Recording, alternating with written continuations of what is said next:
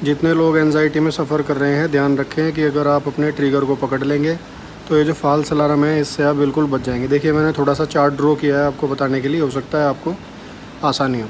सबसे पहले समझना कि जो पैनिक अटैक आपको आता है वो किस तरीके से आता है, शुरुआत कहाँ से होती है। सबसे पहले ट्रिगर होगा, कुछ ना कुछ ट्रिगर ज़रूर होगा आपकी बॉडी में।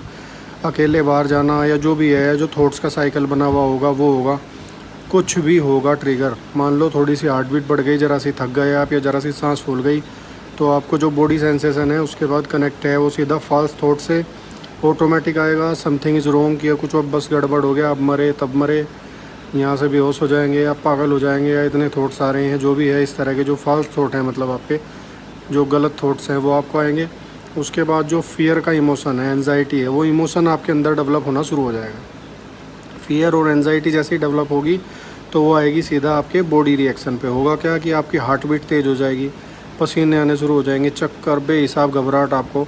और उसके बाद वो जो आती है रोस्ट केस जो आपका हो सकता है, रोस्ट केस आप उसमें सोचने लगेंगे कि मर गए, अस्पताल कौन पहुंचाएगा, हार्ट अटैक आ जाएगा, हार्ट अटैक आ ही गया है, बेहोशी हो जाएगी, पागल हो जाएंगे, जो भी इस तरह के रोस्ट केस हैं यहाँ पे आप सोचना शुरू करते हैं और फिर वो पैनिक अटैक में बदल जाता है, जिसमें आपकी धड़कन बढ़ के 150 180 तक चली जाती है। लेकिन ध्यान रखिए, सबसे पहली बात ये समझ लीजिए कि अगर आपने ये समझ लिया कि ये सिर्फ एंजाइटी की वजह से हो रहा है तो 50% एंजाइटी तो आपकी वहीं कम हो जाएगी, क्योंकि ये सब कनेक्टेड है। ये अगली बार फिर दोबारा से आप यहाँ ट्रिगर पे जाओगे तो पूरा साइकिल ऐसे ही आपका बन जाएगा।